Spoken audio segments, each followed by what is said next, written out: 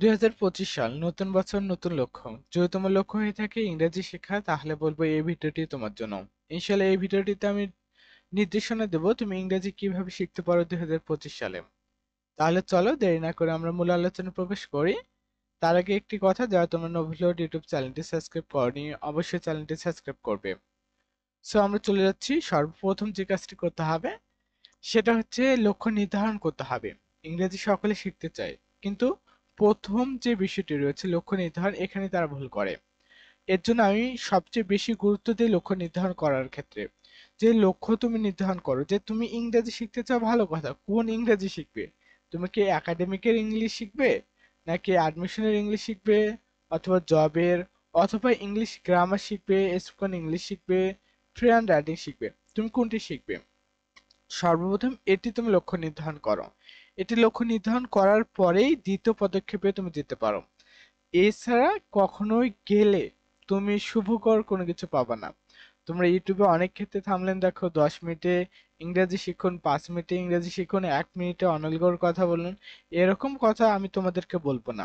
কেননা এগুলো কথা যারা বলে তারা আসলেই এই ইংলিশ সাবজেক্ট সম্পর্কে কোনো ধারণা রাখে কিনা আমি জানি না। যদি শেখাই যায় তো 1 মিনিটে অনর্গল কথা বলতো, তাহলে পৃথিবীর সকল মানুষই 1 মিনিটে ইংরেজিতে কথা বলা শিখে যেত। তাহলে তো আর অন্য কোন ভিডিওটিতে আসার প্রয়োজন ছিল না, বা অন্য কোনো ভাবে শেখানোর প্রয়োজনও ছিল না। তাহলে তার ক্লাস আমরাও করতাম, যে 1 মিনিটে পুরো ইংরেজি শিখে যেতাম। তাহলে কি আর সমস্যা, তোমরাও শিখে যেতা। কিন্তু পেরেছো কি? আজ পর্যন্ত পৃথিবীতে কেউ রয়েছে যে 1 মিনিটে ইংরেজি শিখতে পেরেছে? পারেনি।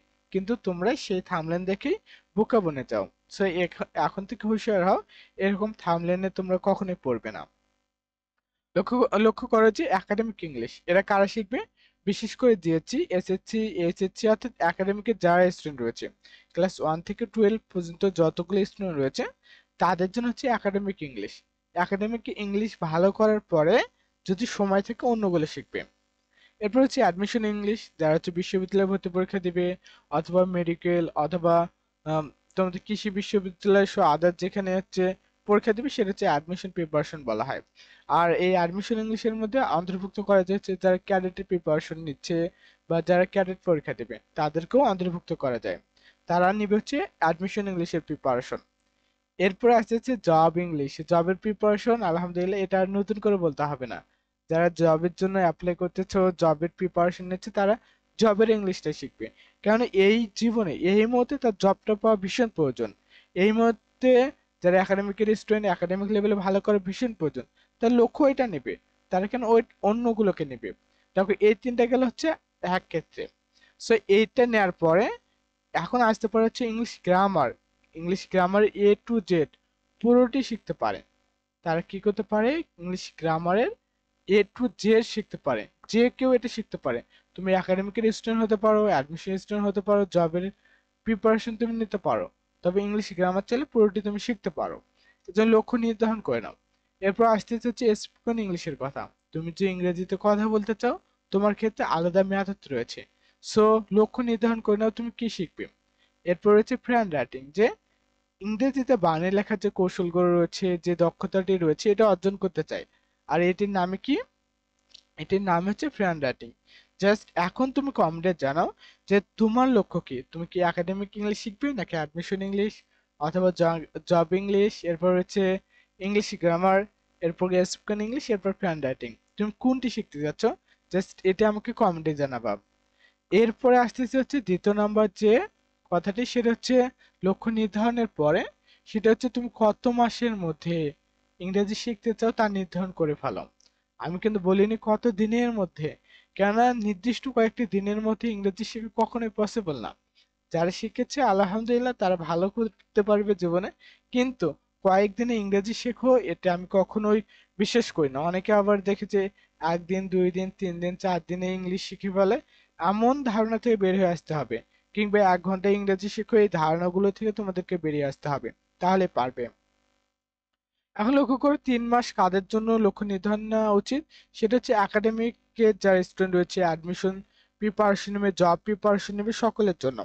সো এখানে হচ্ছে একাডেমিক, এরপর হচ্ছে অ্যাডমিশন, এরপর হচ্ছে জব প্রিপারেশন নেবে। জাস্ট কি করতে পারে, তার 3 মাসে একটু লক্ষ্য নির্ধারণ করতে পারে। কেননা এই 3 মাসের মধ্যে একাডেমিক স্টুডেন্টরা ভালোভাবে শেষ করতে পারবে, অ্যাডমিশনের স্টুডেন্টরাও আলহামদুলিল্লাহ তারা 3 মাসে শেষ করে ফেলে, কিংবা 3 মাসেতে 4 মাস লাগতে পারে।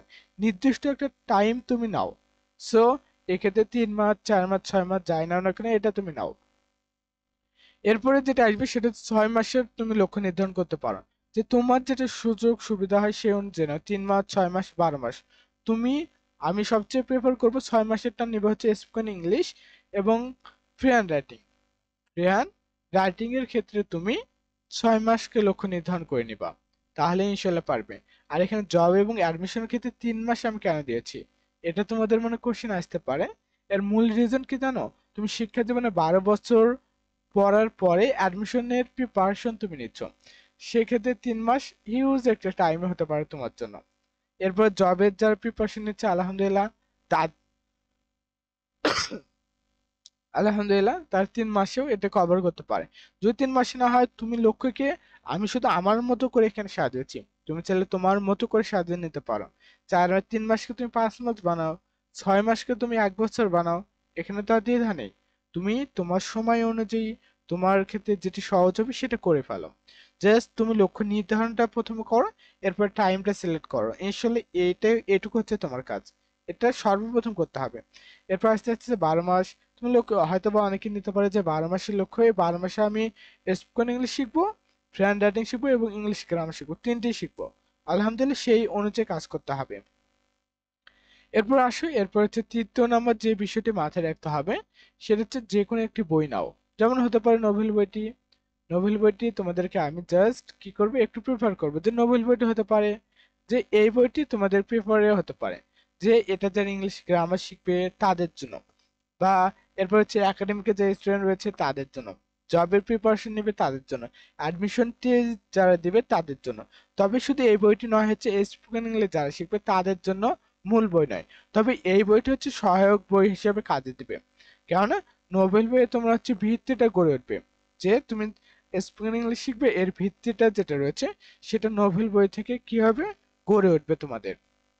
সো নোবেল বইটি চাইলে দেখতে পারো, এটা তুমি নিতে পারো, যে GSC, SSC, HSC, admission, job সকলের জন্য এই বইটি। আর যারা ইংলিশ গ্রামার ভালোভাবে শিখতে চায় আলহামদুলিল্লাহ তাদের কথা নতুন করে বলতে হবে না।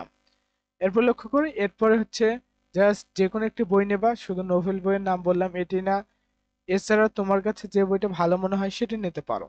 আবারও বলছি, নোবেল বইটি কিন্তু স্পোকেন ইংলিশের জন্য কোনো বই নয়। এরপরে সর্বশেষ যে কাজটা তোমাদেরকে করতে হবে, কোনো একজন শিক্ষকের সান্নিধ্যে যাওয়া। যেমন হতে পারে অনলাইনে নোভিলোড ইউটিউব চ্যানেলটির সঙ্গে থাকা, এটি তোমার শিক্ষকের কাজ করবে অনলাইনে। তবে সবচেয়ে বেশি ভালো হয় যদি অফলাইনে কারো কাছে যেতে পারো। অনলাইনে আলহামদুলিল্লাহ তুমি শিখতে পারবে, তবে এখানে শেখার প্রসেসটা একটু ভিন্ন। যদি সুযোগ থাকে অফলাইনে যাবা, আর না থাকলে তুমি অনলাইনে করে নিতে পারো। সো নোভিলোড ইউটিউব চ্যানেলটি তোমার শিক্ষক হিসেবে এই কারণে কাজ করবে, কারণ নোভিলোড ইউটিউব চ্যানেলে 2025 সালে বিশাল প্রোগ্রাম নিয়ে আমরা হাজির হচ্ছি। 2025 সালে যে আমি বলবো যে 2025 সালটা হচ্ছে লাকি ইয়ার হতে যাচ্ছে সকল স্টুডেন্টদের জন্য। কেন 2025 সালে একাডেমিক ইংলিশ এটা তো আলহামদুলিল্লাহ চলতেছে আমাদের প্রথম থেকে। অ্যাডমিশন ইংলিশ তো আমরা শুরু থেকে যেদিন সর্বপ্রথম ভিডিও আপলোড করি সেদিন মনে হয় আমরা অ্যাডমিশন ইংলিশের ভিডিওটা আপলোড করেছিলাম। এরপর জব ইংলিশ ইনশাল্লাহ, ইংলিশ গ্রামার, স্পোকেন ইংলিশ এবং ফ্রি হ্যান্ড রাইটিং। জাস্ট 2025 সালে এই সকল তথ্যের উপরে, অর্থাৎ এই সকল ইংরেজি টপিক নিয়ে কোর্স আকারে আসবে। দেওয়ার পর ইনশাল্লাহ যতটুকু ফিরিয়ে দেওয়া যায় ততটুকু আমরা ফিরিয়ে দেওয়ার চেষ্টা করব। 2025 সালে কিন্তু সবকিছুই পেয়ে যাচ্ছে নোভেলের ইউটিউব চ্যানেলে। তাহলে সাবস্ক্রাইব করতে দেরি কেন, অবশ্যই চ্যানেলটি সাবস্ক্রাইব করো এবং বন্ধুদেরকে জানিয়ে দাও যে ইংরেজি এইভাবে শিখতে হবে 2025 সালে। এই কোর্সগুলো কোথায় পাবে? নোভেলোড ইউটিউব চ্যানেলে পাবা। ভালো থেকো, সুস্থ থেকো, নোভেলোড ইউটিউব চ্যানেলের সঙ্গে থাকো। আসসালামু আলাইকুম ওয়া রাহমাতুল্লাহ।